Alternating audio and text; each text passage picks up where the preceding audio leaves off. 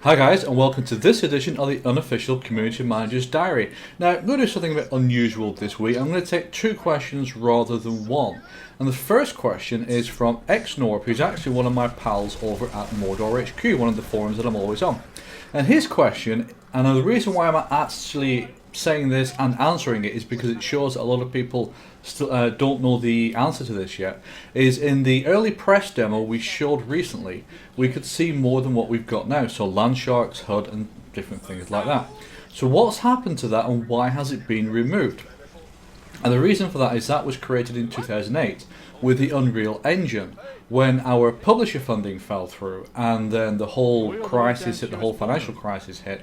We ended up dropping our team down from 20 people to about 2. Because of that, we couldn't pay the $1 million that Unreal wanted to use their engine, so we had to scrap all of that, move to Unity and restart again. And since then we've been gradually building up during that process and starting things like the Kickstarter campaign, getting the game to the point where we can go on early access.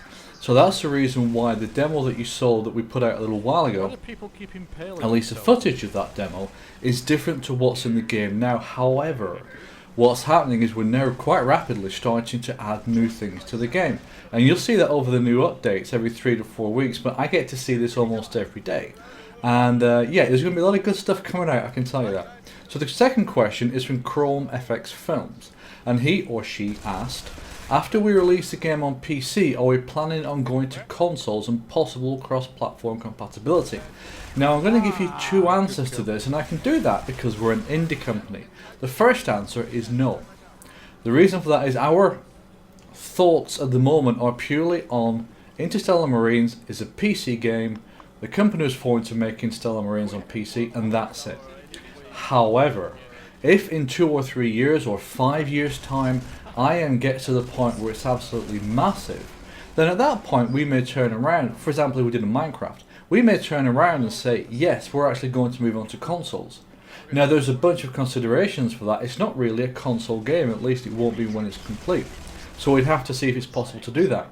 But our stance right now is absolutely definitely not. But our stance may change in the future depending on the success of the game. And we can't forecast that, we can't foresee that. So I know that some developers and some companies will turn around and say, well, we said this, and then a few years later they completely changed their mind, which is why what I'm trying to do as an indie company right now is be completely honest with you, explain to you where we are today, and explain to you why it could change in the future. So those are the two questions from this week. Chaps or chapesses, your keys for Interstellar Marines are winging their way through YouTube to you right now. If you would like to win a copy of Interstellar Marines, it's very simple. Just put your question into the comment section on YouTube for this video, and if it's read out and answered, you will win a copy of Interstellar Marines. So the things I wanted to talk about this week start off with the fact that finally we managed to get the first Pulse video out, and if you've not watched it, please do so. It's Carsten that's done that one, or Bullseye as you may know him. And it's on the official YouTube channel, so youtube.com/0pointsoftware, all one word. Please watch it, put your comments in there. Carsten's really looking forward to hearing what you guys want to say. Now the format we want to use for the Pulse videos is very simple. It's what's happened last week and what's going to happen this week.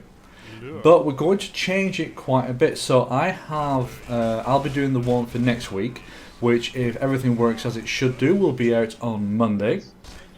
And as part of that, I'm going to be, well, probably going to be showing the interview that I'm doing tomorrow, Saturday, with Martin Jonsson. And Martin is the guy who did the map, which won the community map making contest. So I figured it would make more sense to get that interview into the Pulse video than put it out as something separate. So I hope you guys watch the one that Carson's done, that's number 1. And I hope you guys watch the one that I'll be doing next week, which will be number 2. Now this week we carried on working on the update. It's going to be a few weeks before the next one comes out, but what we do every morning is we have a 9 o'clock meeting where the devs basically say what they worked on yesterday and what they're working on today. And it was pretty cool because for the first time Ronnie started to detail some of the animation work that he's doing. So he's working on something called Mechanim, however you pronounce it. And basically what that does is that allows you to combine different animations. So if you go through a walk to a run, you don't just go from one type of animation to the other, you have to blend the two together. And it's the same if you're sidestepping or strafing. You have to blend the animations in. So he started work on that, and I'm looking forward to seeing some of the stuff that he's doing. What we're going to try and do is see if we can sneak something like Camtasia or Fraps, or even OBS actually, onto his development machine. And if we can do that, what we'll do is try and get a few minutes of his work, capture a few minutes of his work, just to kind of show you guys. We put a picture up about a week ago showing you what he's doing, but just to show you a little more about what he's doing, and maybe about, say, a 3-minute or 5-minute video of how you blend this kind of thing together and how he works. So I know that animations, and particularly with relation to jump and crouch, are big things, and he's working now very hard to get those kind of things in the game. It's unlikely, very unlikely, they'll be in the next update. They're certainly not scheduled in the backlog, but there's always a small chance, and even if they don't, they will be in a future update. And I think something like crouch will be excellent for the new map that we're doing, the elevation map, the one that Martin put into the map making contest. So there's lots of good stuff coming. Things are now really starting to motor on. It's really cool to see that going, and yeah, I'm looking forward to what you guys get to see in the next updates. So we also spent quite a bit of time this week going through not Google Live, I keep calling it Google, YouTube Live, as an alternative to Twitch, because a lot of people have been complaining, and that includes me, that Twitch is very jagged. I mean, I now have finally got a working internet line here. It's 2 meg down, 3 meg up, so I can do streaming. And I don't understand, if I can stream up at 2.5 meg to Twitch, why can't I watch it back again without it stuttering if I've got a 12 meg down? So we spent quite a bit of time this week looking at YouTube's live, and you'll notice that the community gathering did on Monday, which is what the background video is taken from, was put out on Twitch, but it was also put out on YouTube Live as well, and we're going to be using that a lot more. It's got a lot more features than Twitch it's got, but it is significantly clunkier to set up. It takes anywhere up to maybe 5 minutes to set up an event, whereas Twitch you just click a button and go. It's also got a lot less viewers, but as a long-term investment, I think for us it's something to look at. And if you stream, I'd strongly advise you to take a look at it and just spend some time trying to get over the hurdles, because once you manage that, it's a good platform. There's not many people using it, but it's got YouTube's practically unlimited bandwidth behind it, and there's a lot of good features in there which are useful for streamers. So I'm going to basically close this down now. I know it's a fairly short video this week, and I apologize for that. There's not that much happened, but we've been doing a lot of preparatory work, which is not something we can really show at the moment, but you will see in the future. And of course the focus right now is on the dev team and pushing them and getting them in so that they can bring out the best updates possible and create Stellar Marines as quickly as possible and get to as high a standard as possible, really.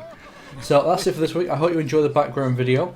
If you are free on Monday, the next plan is to do a 8 PM Central European time community gathering on Monday evening, which equates to, I think at the moment, 1 PM Eastern time in the US and 7 PM UK time. So if you can make that, please do.